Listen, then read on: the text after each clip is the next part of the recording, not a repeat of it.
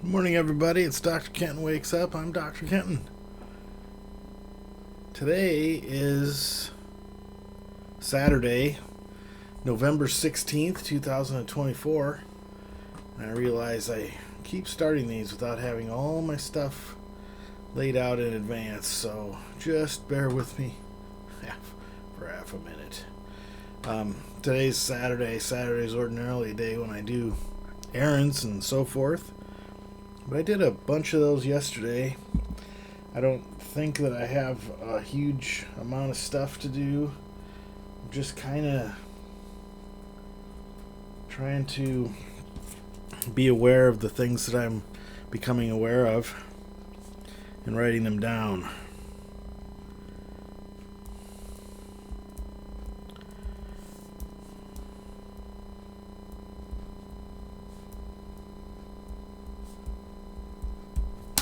Today's the 16th of November, and that is a day in month-teenth, so here we go. The 16th is look within, and or what physical and spiritual needs are as yet unmet. So do a body scan if you're into mindfulness. Sit and be with yourself. Saturday is also celebratory dinner, so I need to get on to that. Celebratory dinner. I might have the thing already ready for that. Okay, so we've got that going. Last night, I tell you, Okay, so here's the full story. I'll just tell you the story from the beginning. That's the best place to start. I've got too much going on. This is the way that I live my life this way. I put too much on my plate, and then I wander around in a daze, upset at myself for putting too much on my plate. But do I ever learn? No. This is the truth about me. Never learn, never change. Okay. So last night was the long, hyped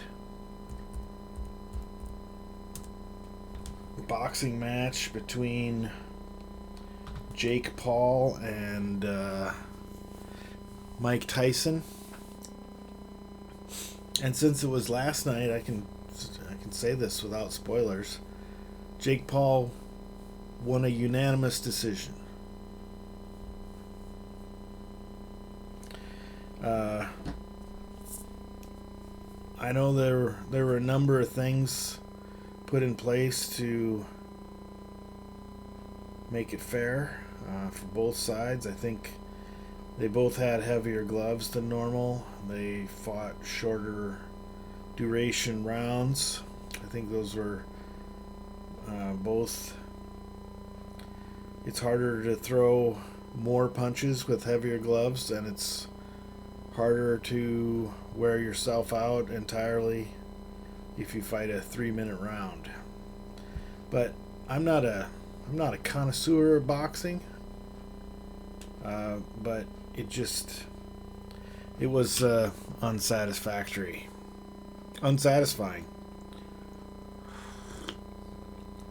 In the cup today is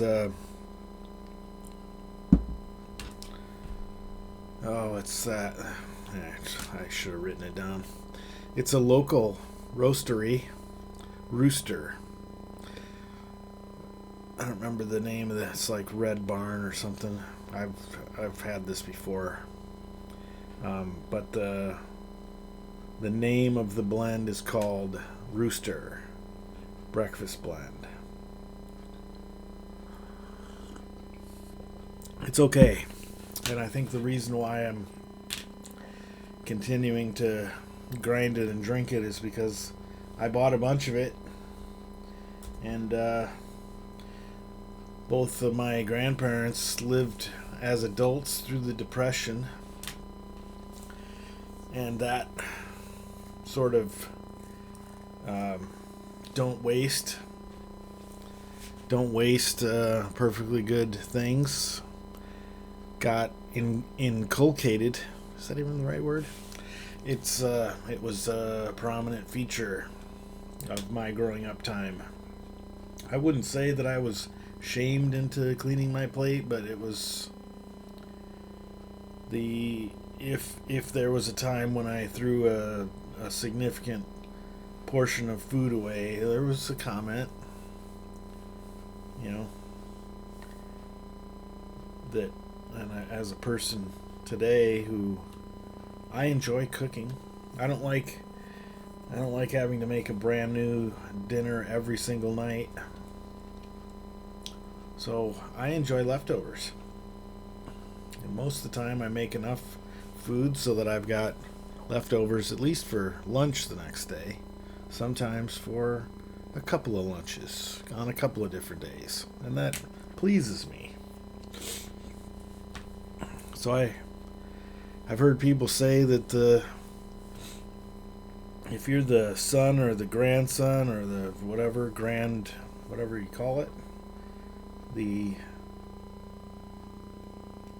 descendants of people who've gone through that kind of systematic, widespread trauma like the Depression was, that you might walk away with the consolation prize of bearing some of that guilt and shame for not finishing what you started, or eating all the food on your plate, or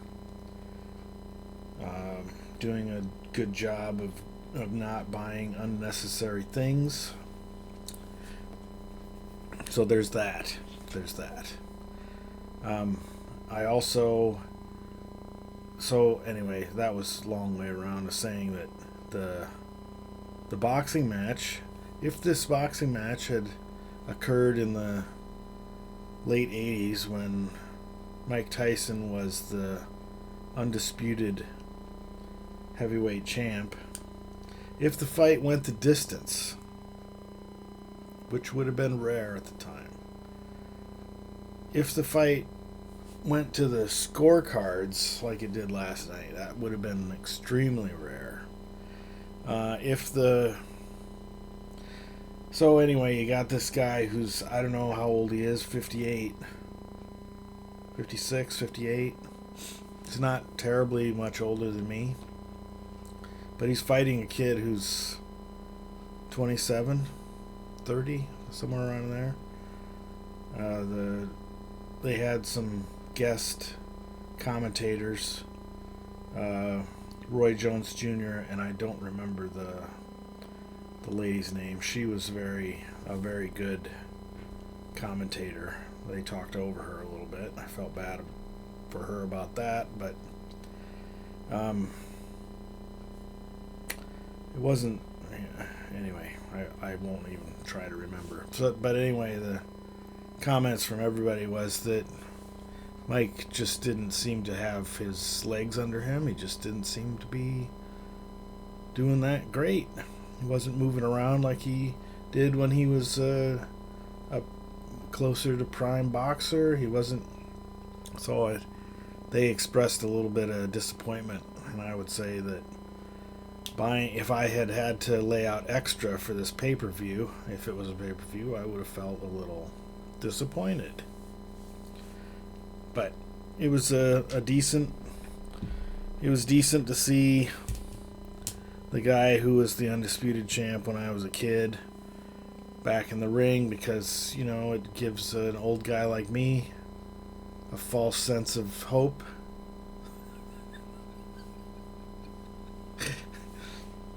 Not that I could get in the ring and a box, you know, at any level, but that, you know, we're not entirely done for.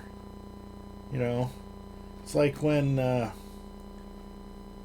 Tom Watson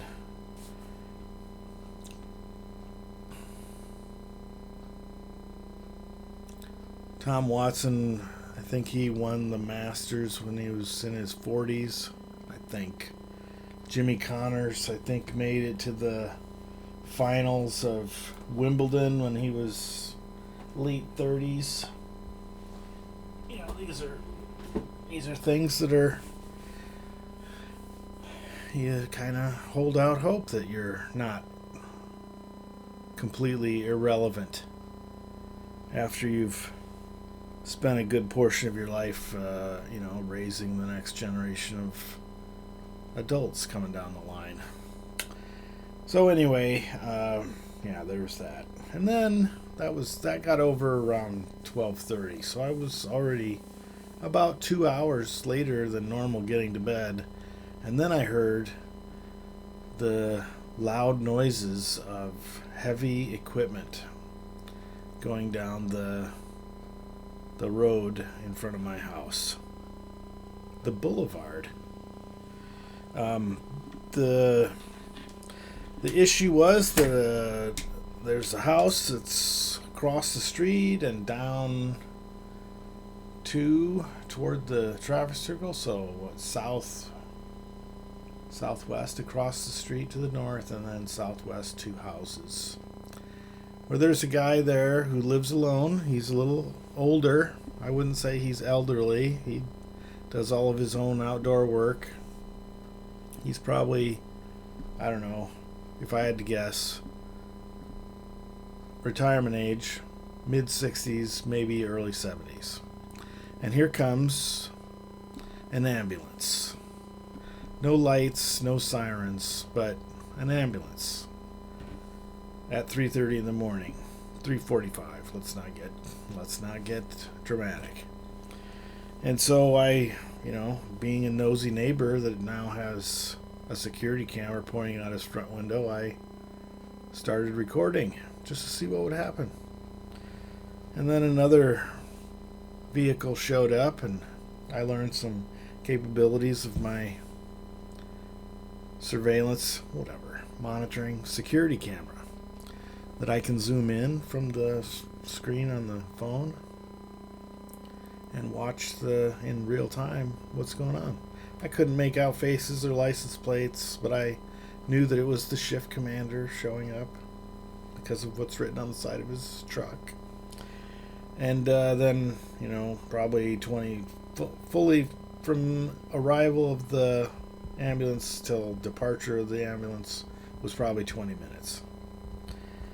But for some reason I felt like I needed to watch the whole thing on the camera, so I didn't sleep that great last night. My alarm woke me up at 7. I decided I needed to get Winston out to walk, regardless of how I was feeling. So I took him out, and I went right back to bed.